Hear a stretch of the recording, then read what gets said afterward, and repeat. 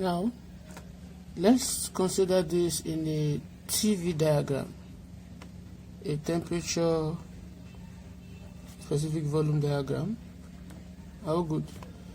So if I have my diagram this way,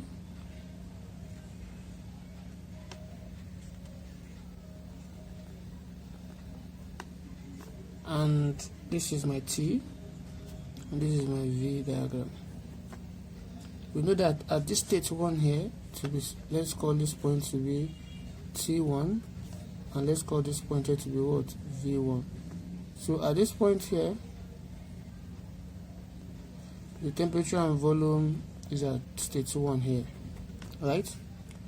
So as I apply heat to this cylinder piston arrangement at state 1, what happened?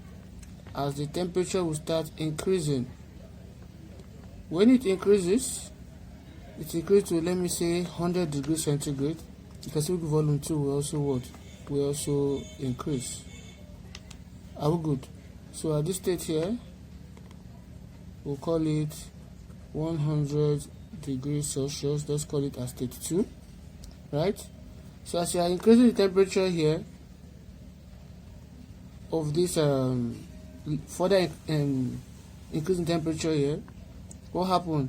It will absorb a latent heat, and when a liquid at a particular temperature absorbs latent heat, what happened?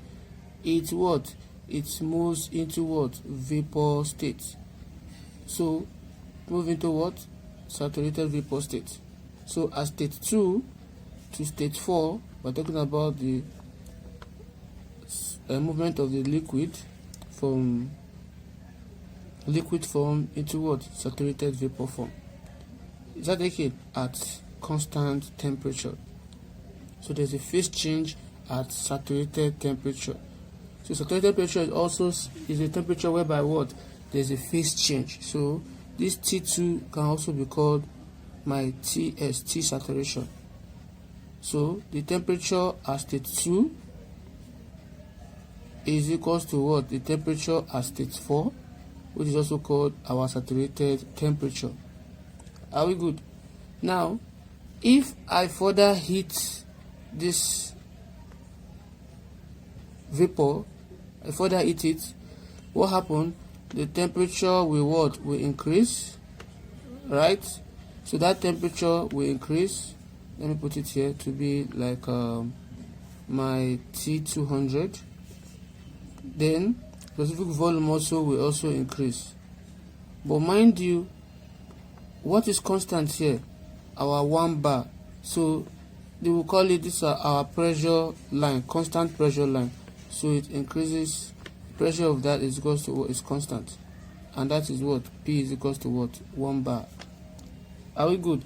So at state 4, we say it is what? Superheated vapor.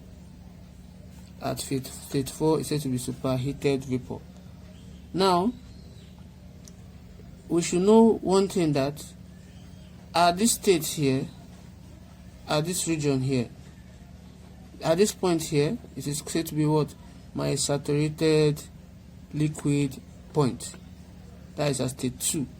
State 2 is said to be what? My saturated liquid point. State 4 is said to be what? My saturated vapor point. State 3 is said to be my saturated vapor point. State 4 is said to be what? My superheated point. Now, if I join this point, the saturated vapor point and the saturated liquid point, and saturated liquid point and saturated vapor point, what happened? From this point to this point here, at the left hand side here, this is said to be what? My liquid region. At the right hand side here, it's said to be what? My vapor region. This line is said to be my saturated liquid line. This line here is said to be what? My saturated vapor line. Are we good? So where the saturated liquid line meets with the saturated vapor line, it is called what? My critical point. It's called what? My critical point. And critical point is that point at which the temperature of the liquid doesn't absorb any latent heat before it convert into what? Into vapor. It just moves from liquid state straight into vapor. It doesn't go through what? The wet region, because between state 2 and state 4 is said to be what? My wet region. Why do we call it wet region? Because of what? At this state here now, the liquid and the vapor exist together. The liquid and the vapor exist together. Is that okay now? So now we also call this region here, we call it our subcool region.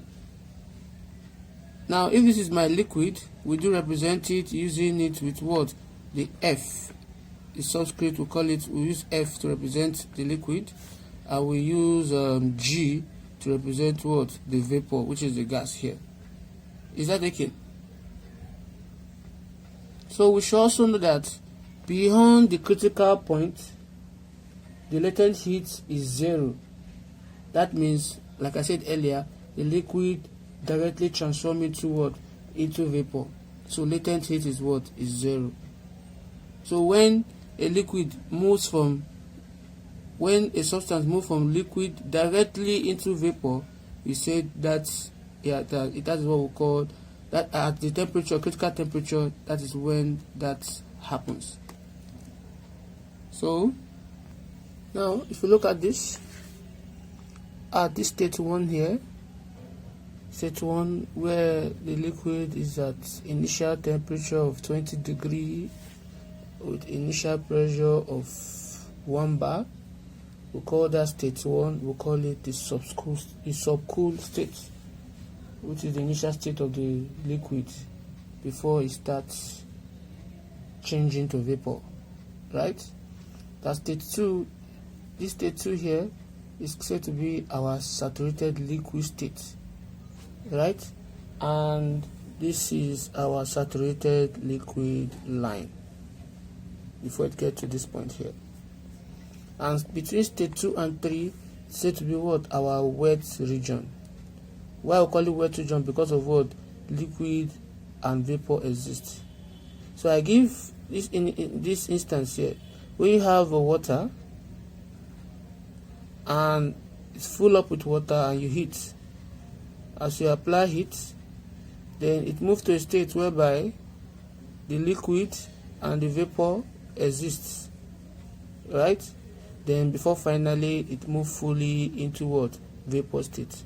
So where the liquid and the vapor exist is between state 2 and what? And 3. Is that good? They call it the wet region. Then at state 3 here, we call it the saturated vapor state. Saturated vapor state, that is state 3.